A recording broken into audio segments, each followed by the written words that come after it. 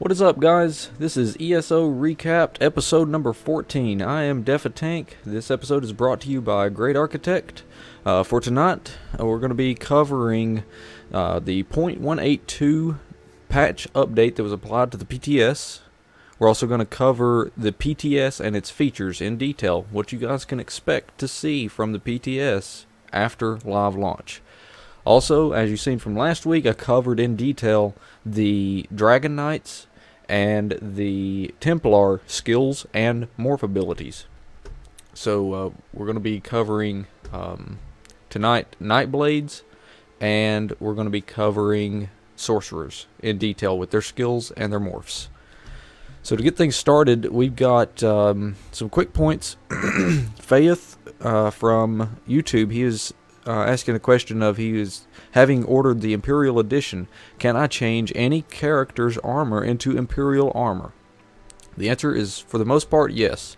There's been some times that I've seen that I could not transform an item into Imperial armor, such as unique armor. You can craft new pieces of armor and transform those into Imperial, so you're set there. Nagama Shaka, hopefully I pronounced that right, from YouTube, he says, can you buy a horse with alliance points? No. There will be the common horse for 17,000 gold. That's the starting horse. You can get a horse through the Imperial Edition. That's the white mount. And then you've got the Palomino horse. That's going to be from the ZeniMax online store. They've not yet announced what that price is going to be. Then you got Nukasek. Again, another hard name to pronounce, so hopefully I didn't butcher that too bad. But he's asking, can a dunmer be a good in-game tank? The short answer of this, yes. Any race can fill any role. There's really no master race when it comes to roles. The first thing that I've been suggesting to people, this has been a common question that I've seen come across my stream, is what does this role do better than this role for this class or that class, or this race with that race? And I always say, people, you need to check the class lines themselves. That's why I'm doing these episodes. You want to understand what skills they have, what morphs they have, and then also the abilities themselves in other skill lines, how they work with one another whenever you couple them with your class skill lines. And then from that point on, you know, you're just really looking at your races as a bonus to apply to how you play. Chances are you're going to find something that will help you. So now we're going to get on into the main points of episode number 14. First things first, as I said, we received a patch update earlier in the week that was to the 0.182 build. This is pretty close to the final build. I think we're getting one more maybe next week. Here's some of the main things that came in that patch. Preparations and updates in Cyrodiil for early access and launch. I know you guys have probably seen like some issues with the walls disappearing, things like that. So I would assume that, you know, they've got that stuff fixed. It was just very general about preparations and updates in Cyrodiil, but that should be what those fixes was for. Many fixes and improvements to quest, animations, and gameplay. UI tweaks was also in there. Reassigning your campaign was reduced from 100,000 alliance points to 15,000 alliance points. And basically what that means is, the way it was setting before, if you chose a campaign and as your home and you decided you wanted to change that campaign to something else, you would have to pay 100,000 alliance points. That's no longer the case. It's now 15,000. XP grinding exploits have had their XP reduced, specifically in dungeons that had a significant reduction, and explorable caves had a minor reduction. And basically the reason they done this is people was finding certain mobs to grind and just sit there and kill non-stop because the experience was so much more than if you was to go out questing. So their goal is to make, you know, it possible, if you want to grind some monsters, it's just as effective as questing, or questing is just as effective as grinding. One's not necessarily better than the other. The next thing, point number 2, we've got the PTS and its future. So, as most of you know, the PTS is the playtest server, private test server, public test server, whatever you want to call it. Bottom line is, it is the private test group that has been doing long-term testing of the Elder Scrolls Online for quite a few months now. It's 24/7 access. We've been testing veteran dungeons and things like that. So that's what that boils down to, is what that is. This server is going to be closing on 3/27. The exact time is yet to be determined. So this month, on the 27th, we've got about 5 more days to play on the PTS, and then it's coming down. The PTS will reopen when testing is ready for Craglorn. It's going to be at least 1 week out from April the 4th, whenever it reopens. The PTS characters will not be wiped at launch, but it will be necessary at some point when ZeniMax connects its live account system to the PTS. The current PTS testing group will be the first to test Craglorn on their high-level characters. So at that point right there, I want to go back. Take a note of when ZOS connects its live account system to the PTS. It's coming. The PTS long-term goal is to make it available to anyone who has an ESO subscription. ZOS is still working out the logistics of how they're going to integrate this thing in and when they're going to integrate it in, but the bottom line is they want everybody that's playing the game, paying for it, to be able to go in and test whenever they're getting ready to launch a new system. They want everybody to test if they're paying for their accounts. So that's awesome to see that everybody's going to be able to get in there and test. The PTS will not be running 24/7. It's only going to be running during test periods for each patch. And lastly, players will be able to write up articles, create videos, and live stream when new content is pushed to the PTS. So that's a little bit of information about the PTS and the future of it and where it's going. So hopefully that's some good information for you guys and give you some insight on what to expect in the future after live launch. Let's go ahead and we're going to get into first the Nightblade. I'm on my level 5 Nightblade right now. I just want to go through the 3 skill trees that they have. It's Assassination, Shadow, and Siphoning. Give you guys a rundown of all of the abilities in these skill lines and their morphs. So to start out in Assassination, you've got your active abilities first. Assassin's Blade. This is a damage, just direct damage. Low health point targets take additional massive damage. You can morph this ability so that it has increased range or heal based on your max HP when killing an enemy with this ability. Next, you got Teleport Strike. This, you move through shadows, appears next to targets, and deals damage to the enemy and stuns. You can morph this so that the next attack on the target has increased damage, or it teleports to an enemy and unleash a fan of knives, dealing damage to all nearby enemies. Next ability is Blur. Blur says enemies have increased mischance when attacking you for a long period of time. It can be morphed so misses have a chance to set the target off balance for a short period of time, or when activating this ability, gain additional mischance. Next is Mark Target. Mark Target says it ignores 75% of the target's armor and spell resistance, and the target's that you put it on, his attacks ignore 75% of your armor and spell resist. So it's a give and take. Killing a marked target restores players' HP by a set amount. You can morph this ability so that the cost is reduced with each level. You're able to see stealth and invisible characters, NPCs, players, whatever.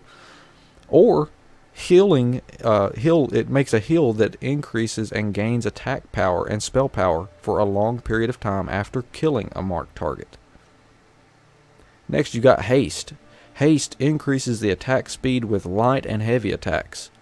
You can morph this ability to add stamina regen or root a target for a short period of time. And that applies every 10 hits. So every time that you're hit 10 times, it's going to root a target for a short period of time. Next, you got your passive abilities in the Assassination skill line. These is all while using assassination abilities. First, you got Master Assassin. It increases weapon damage while using invisibility or stealth. Successful crouched attacks stun for a longer duration. Next, you've got Executioner. Executioner says killing an enemy with a successful assassination ability restores magicka over time. Next, you got Pressure Points. Increases crit strike rating for each assassination ability slotted. And lastly, in the passive line, you got Hemorrhage. This increases the bonus crit strike damage. The ultimate in the assassination tree is called Deathstroke. Deathstroke says it deals damage while reducing healing received.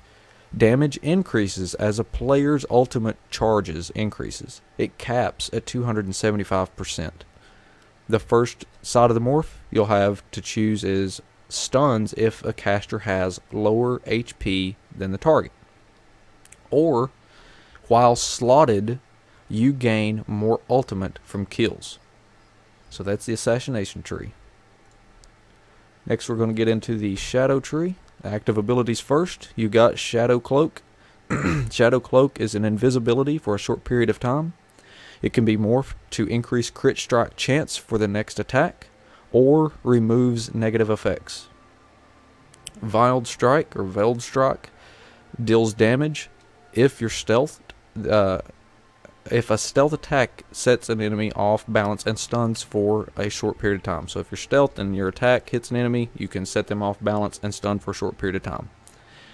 The morphs is reduces enemies' armor on hit, or increases stealth movement speed while active.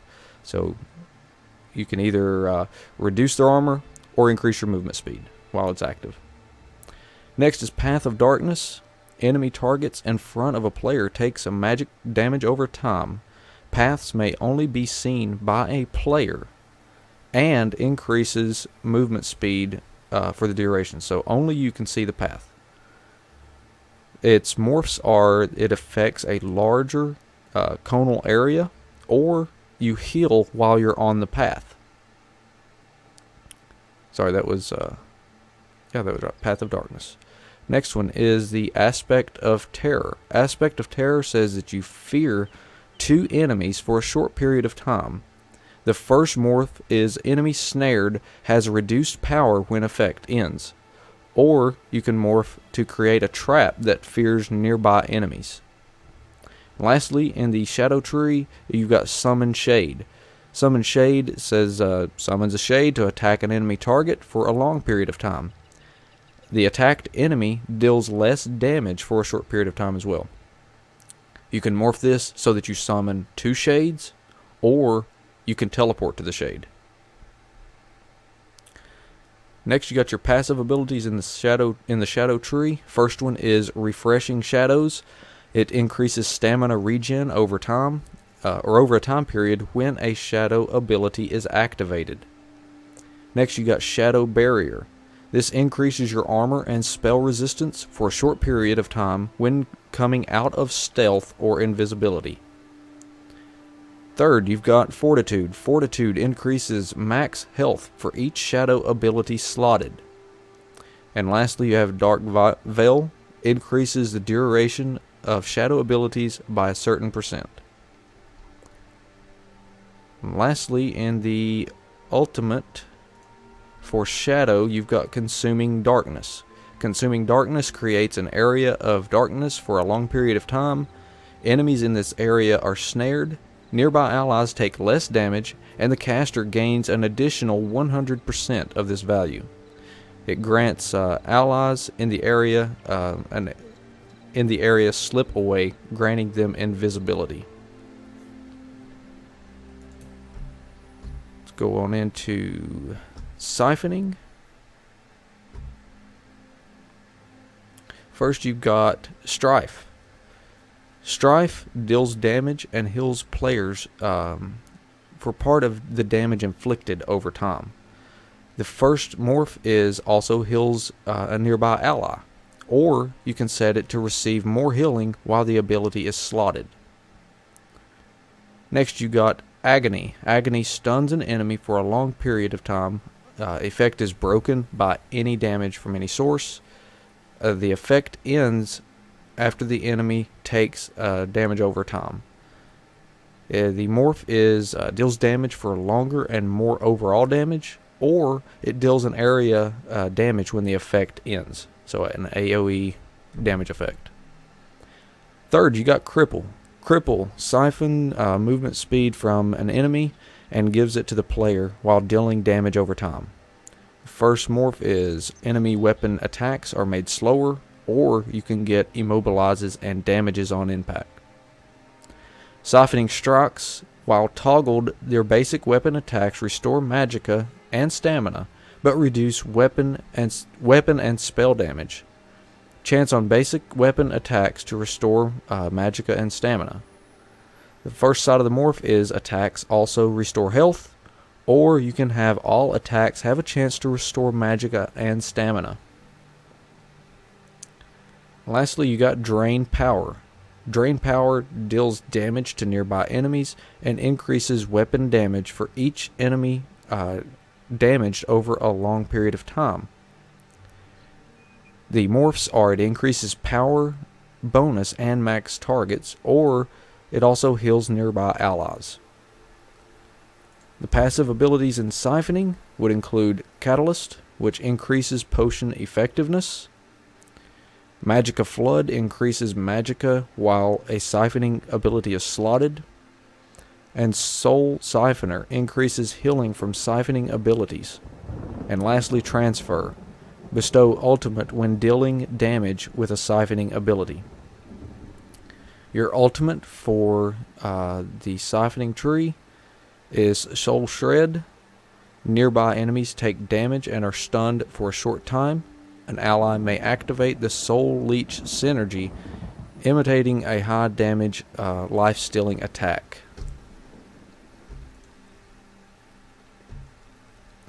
Alright, let's go ahead and switch over to the Sorcerer now.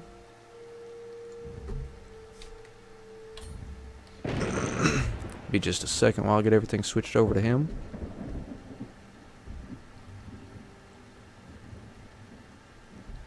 Or I should say her, because my Sorcerer is a she.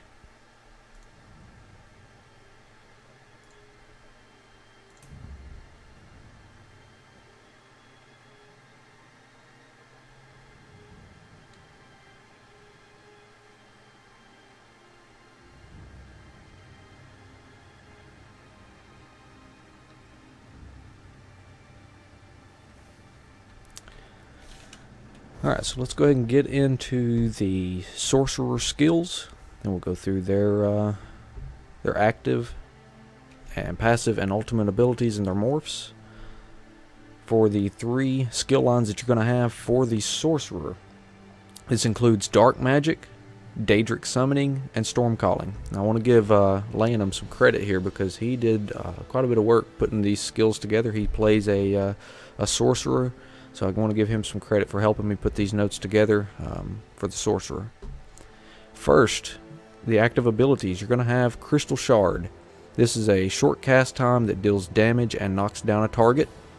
You can morph this to add AoE damage, or it's a chance to make your next use an instant cast and reduce magicka costs when activating an ability with a magicka cost. New follower. Thank you for the follow. The next ability is called Encase. Encase is a frontal cone immobilization. The morph effects are deals a single target damage when the effect ends, or it adds a snare effect when the effect ends. Next you got Rune Prison. Rune Prison disorients an enemy if the target is damaged and it breaks disorients. Your morphs are stuns a target when the effect ends, or spell power against a target for the next attack is increased. Next you have Dark Exchange. Dark Exchange drains stamina to replace magicka and health. The morphs increase mitigation while active. Take damage when the effect ends. The other morph reduces cost to stamina. Lastly, in the active abilities, you got Daedric Mines. This summons 3 mines for a long period of time, and it takes a short amount of time to arm the mines before they'll actually go off. So you have to let them arm once you actually cast it. You have 2 options for your morph. You've got the mines summon in a line and arm instantly, or you can summon 5 mines instead of 3.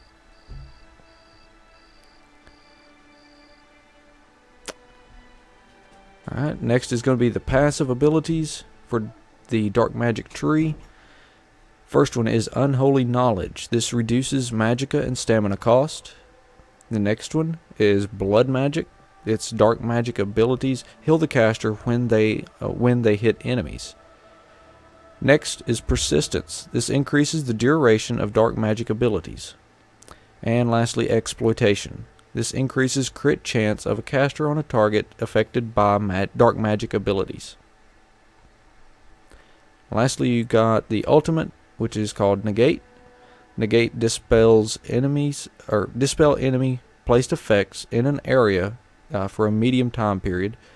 It silences and stuns nearby enemies.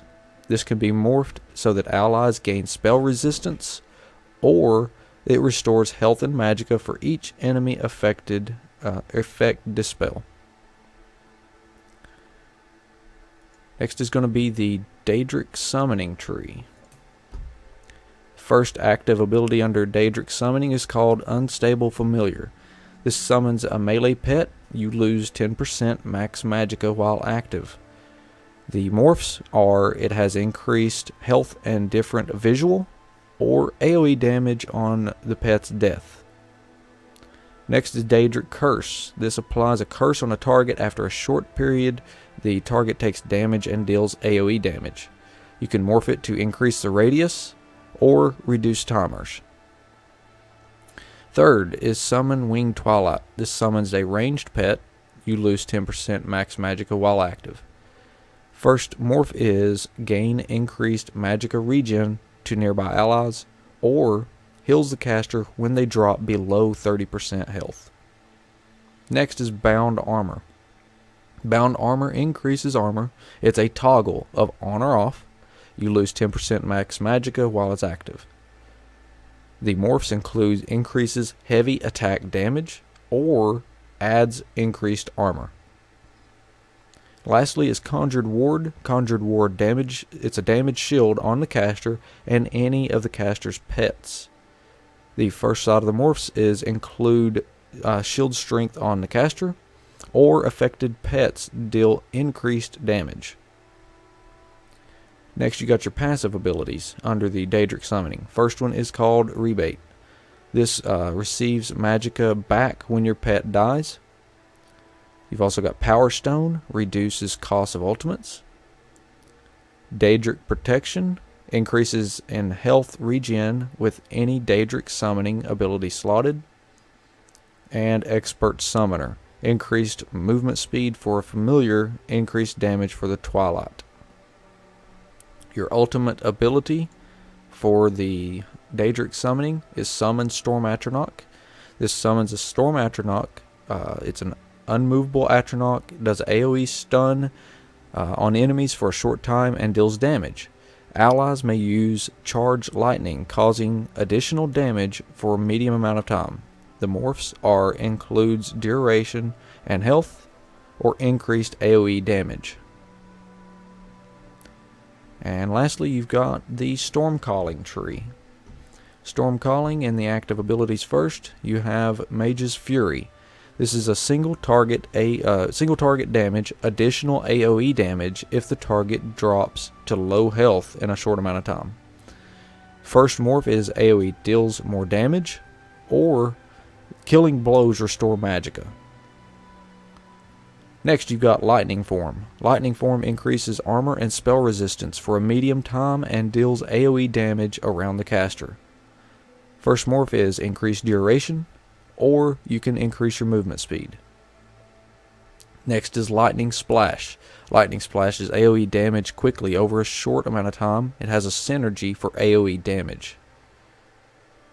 The morphs are the first hit deals additional damage, or increases AoE radius. Next, you have Surge. Surge increases weapon damage for a short time. The first side of the morph is increased duration. Or you can pick up Physical Crit Strikes heals the caster. Lastly, under the Stormcalling tree active abilities, you have Bolt Escape. Bolt Escape, teleport the caster forward and stuns nearby enemies. You can morph this so it removes the stun effect. It deals damage and disorients enemies in front of you. Or absorb incoming projectiles for a medium amount of time. You got your passive abilities in Stormcalling. First one is Capacitor. This increases Magicka Regen. Energized says it increases damage of Stormcalling abilities. Disintegrate. Lightning spells have a chance to disintegrate enemies. Expert Mage, which is the last one, says it reduces the cost of Stormcalling abilities. And lastly, in the ultimate tree for the Stormcalling, you have Overload. Overload converts light and heavy attacks into a charged frontal attack. Its morphs are increased range and radius of heavy attacks, or light and heavy attacks restore magicka. So that right there wraps up the Nightblade and the Sorcerer for their skills and the morphs. So hopefully the coupled videos from tonight and last Saturday covering the Dragon Knight and the Templar really gives you guys a good idea what to expect with your class. Again, you know, from what I said last Saturday, your class is extremely important. You need to really look into these skill lines and, you know, look at their morphs. And if you need to go back and study them in further detail, you know, ESOhead.com, they've got them up there. There's a couple other places that are out there. The abilities might not be exactly right for the numbers, so just read generally what these abilities do. Don't try to take it word for word off of these sites. But, you know, that'll give you an idea of what these classes can do. Then you can start looking at your weapons, the armor, you know, guild skill lines, things like that, all these other things that you'll get from playing the game, and you're going to mix these together to do what you want to do with your character. Again, like I said last week, once you select that class, if you get to level 50 and you decide, you know, that there's really not anything in it that you like, but find out that another class had something you really liked, you know, you spend all that time leveling up that class, and you're going to have to re-roll that character and, you know, level all that stuff back up again. So hopefully this video and the video from last week really helps some people out in making that final decision of what class am I going to play at launch. If anybody has any questions, you guys are welcome to ask. Anything about the 0.182 patch update from the PTS, the PTS itself, and what it's going to be holding for the future, Nightblades or Sorcerers, anything you guys need to ask, you know, by all means, go ahead and ask. I'll give you guys a few minutes to type anything in that you need to type.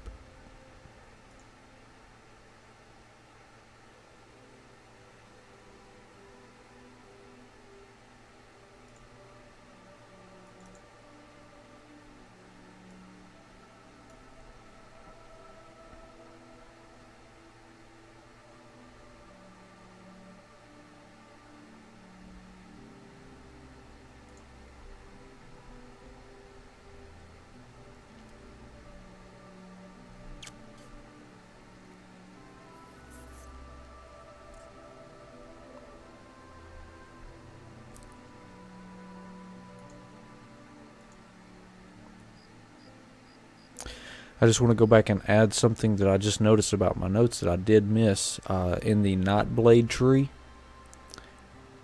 The ultimate called Consuming Darkness under Shadow. So in the Shadow tree, the ultimate Consuming Darkness. I did not mention the morphs there. The morphs Consuming Darkness adds a heal to the synergy effect, or you can have it deal damage rapidly for a certain amount of time. So that's that ultimate. And then there was another one that I noticed that I did miss. It was in the Siphoning tree for Soul Shred. Let's see.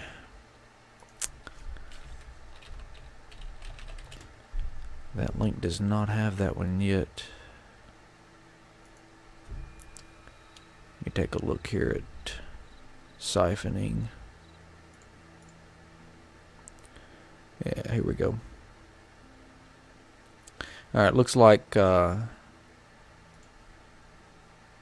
Soul Shred.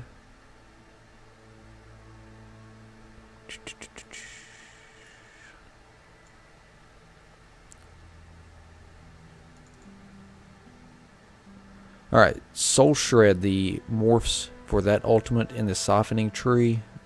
For Soul Shred, again, you've got the first morph, siphon your health into a nearby allies, or also deals high damage over time to a single enemy. That's the two ultimate morphs for Soul Shred. So just want to go ahead and throw those in there because I did miss those ultimates. And I'll timestamp those in the video itself.